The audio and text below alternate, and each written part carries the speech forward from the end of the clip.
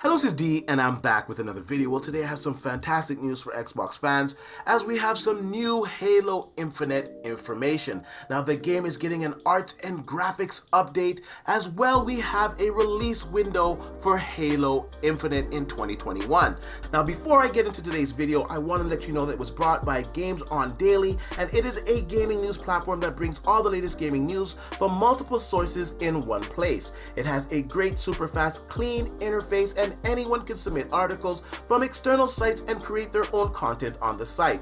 Now, it's a site that I've been starting to use, and I have to say it is a fantastic site, and I do suggest it, and I will link it in the description down below. Now, first off, I gotta say the last time that we saw Halo Infinite, we did not see the game in its best light. Now, the Craig memes were born, and I don't really need to go into any more details, as you all know what went down. Now, ultimately, this led to the game being delayed into 2021, and of course, this hurt the Xbox Series X's launch. Now, I gotta say I'm still enjoying my Xbox Series X, but I'd be lying to you guys if I didn't admit it was disappointing not to play any Microsoft first-party exclusive titles launching on the Xbox Series X. Nonetheless, it is what it is, and today we have great news that we're finally gonna get the issues addressed that we saw with the Halo Infinite demo back in July of this year. Now, the developers in this blog post are very honest, and I do recommend that you read this in its entirety. Like I said, I'm going to link it in the description down below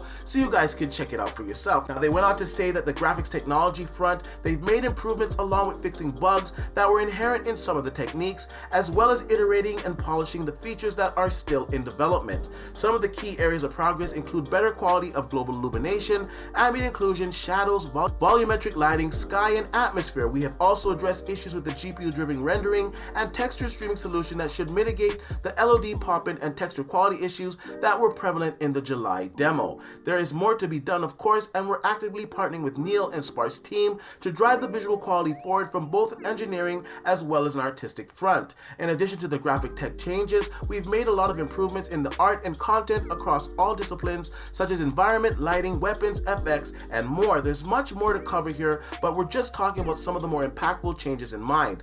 We've also improved some of the materials to get more specular response, more wear and tear on the weapons, vehicles, and more fidelity in our characters, and more macro breakdowns on large surfaces and rocks, terrain, and hex walls. We're now also getting more of our textural detail coming through to the final frame thanks to sharpening process that our graphics team has added. We're eager to show you the progress that the team has made in the campaign, and we can't wait to show you it. Now, this is really good news. Now, most gamers from the July demo were not unimpressed with the gameplay. It was the graphic fidelity of the game that really threw fans off. Now, this is Microsoft's flagship title, and it shouldn't be looking like a game that can run on the Xbox 360. I was definitely left unimpressed, uninspired by the character design. The fact that they're addressing all of these issues gives me a lot of promise for Halo Infinite. Now, I'm going to go over what they said about the character designs, such as the NPCs and Craig. Now, they say that they can confirm that the facial animation of the NPCs was not fully implemented in the build, which resulted in Craig's incredibly deadpan, lifeless look.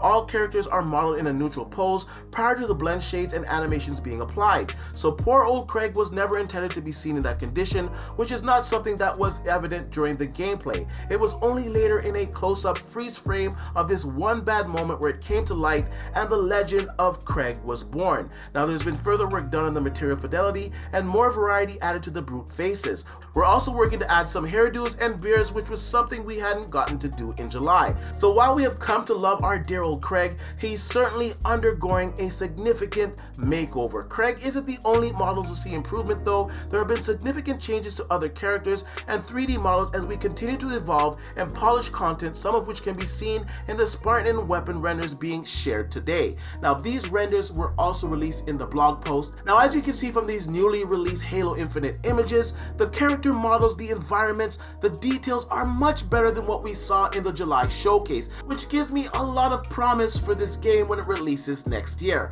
Now, in the blog post, they said that we could expect Halo Infinite to come out in the fall of 2020. 2021. So this basically would have given them a year and a half to polish this game up and to get it ready for its Xbox Series X debut. And to be quite honest with you guys, I do believe that this is enough time to get Halo Infinite up to par. Anyways, I want to know what you guys think about the new information today. Does this give you hope for Halo Infinite? Are you impressed with these new screenshots? Do you think that Halo will go back to its glory days? Let me know in the comment section down below. And like I usually say, please like, share, and subscribe to the channel. And I'll see you guys on the next one.